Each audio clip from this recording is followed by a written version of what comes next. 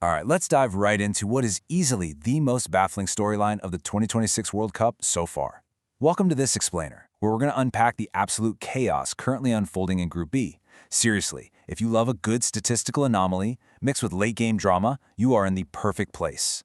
Let's start things off with this number, 1. It's a simple number, right?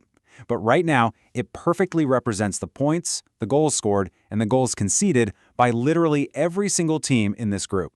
And this brilliantly illustrates our perfect deadlock. It's almost beautiful in its symmetry, isn't it? A four-way tie that leaves Group B completely, totally wide open after Matchday 1. Everyone has played once, drawn once, scored once, and conceded once. We are looking at a completely clean slate across the board. So, you've got to wonder, how on earth did we get here? The narrative builds like a mystery. You have an overwhelming European favorite in Switzerland, you've got an energized co-host in Canada, and two very distinct underdogs in Qatar and Bosnia and Herzegovina. Let's unpack exactly how this bizarre mathematical anomaly came to be, starting with the co-hosts. Section 1. Canada's historic first point, breaking a 6-loss streak. Imagine the scene. You've got over 43,000 screaming fans at BMO Field in Toronto. Canada is facing immense home pressure, and they desperately needed to erase the ghost of 6 consecutive World Cup losses. To make matters worse, they're missing their absolute game-changer, Alphonso Davies, to a hamstring injury. And things looked really grim early on, when Bosnia's taller, much more physical squad struck first with a header in the 21st minute. But here is where it gets super interesting. Coach Jesse Marsch's aggressive tactical identity eventually just wore Bosnia down. Without Davies, Marsch leaned on a flexible 4-4-2 system that relied heavily on high-intensity, ball-oriented pressing. Now, their ball movement looked incredibly disjointed in that first half. They kind of had to rely on their elite pace to launch counterattacks, but they were really struggling to break down that stubborn Bosnian shape. So Marsch realizes he needs to shake things up. He expertly utilizes his bench to completely change the tempo. After a really bold triple substitution in the 61st minute, he brings on striker Sia Larin at the 76th. And just 2 minutes later, boom! Larin completely electrifies the Toronto crowd with a game-tying goal. It wasn't a win, sure, but rescuing that point felt historic for a Canadian side that was just so desperate for a positive result. All right, meanwhile, Qatar shocks the Swiss, a genuine masterclass in deep defensive blocks. The sheer dominance of the Swiss here is just staggering when you compare these numbers. Switzerland absolutely bombarded the Qatari goal. They outshot them 26-6. They racked up 3.2 expected goals compared to Qatar's tiny 0.6, and they held 75% possession in the first half. Yet somehow, against all that statistical weight, they completely failed to put the game away.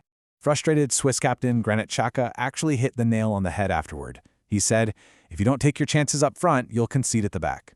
I mean, it's a fundamental truth of soccer, right? Switzerland's incredible wastefulness literally left the door wide open for an opponent that only needed one lucky break.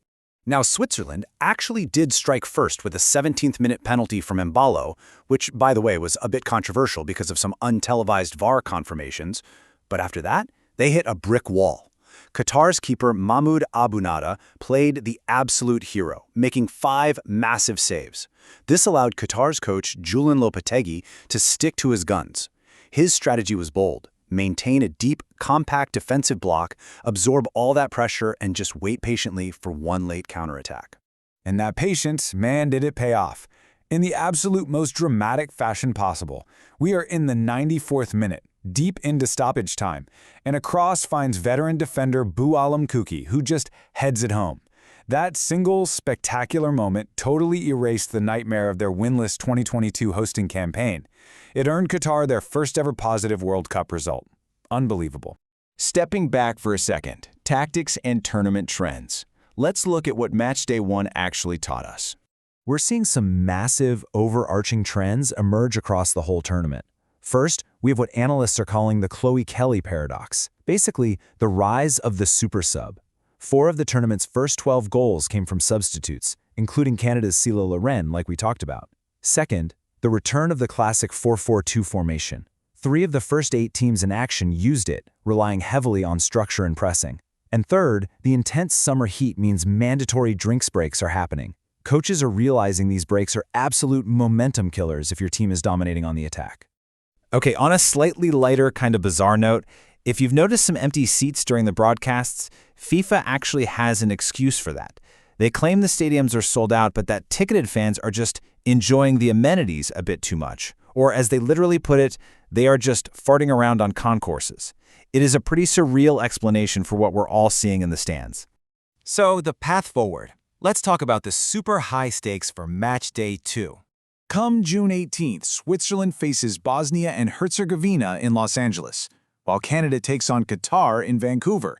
The pressure cooker completely shifts to the favorites now. Switzerland desperately needs to find their finishing touch against a really stubborn Bosnian side. Meanwhile, Canada is hoping that moving to Vancouver and maybe getting Alphonso Davies back will finally spark their offense into high gear against a highly motivated Qatari team. And because this group is so insanely tight, every single detail matters. If they stay mathematically identical in points and goals, fair play scores will literally decide who advances. Right now, Switzerland actually has the edge at -1, while Bosnia is trailing at -3 just because of yellow cards. But there's good news for all of them. The top 2 teams advance automatically, and with the expanded 48-team format, 8 of the 12 third-place teams also go through. So every single team is very, very much alive. Which brings us to our ultimate question. Who actually breaks the deadlock? With 4 teams mathematically identical, who is going to step up, find their scoring boots, and finally seize control of Group B? Are the heavyweights going to wake up and assert their dominance, or are we looking at potentially one of the greatest group stage upsets in World Cup history? Keep a really close eye on Match Day 2, guys, because this group is absolutely fascinating. Thanks for hanging out with me for this explainer, and enjoy the rest of the matches.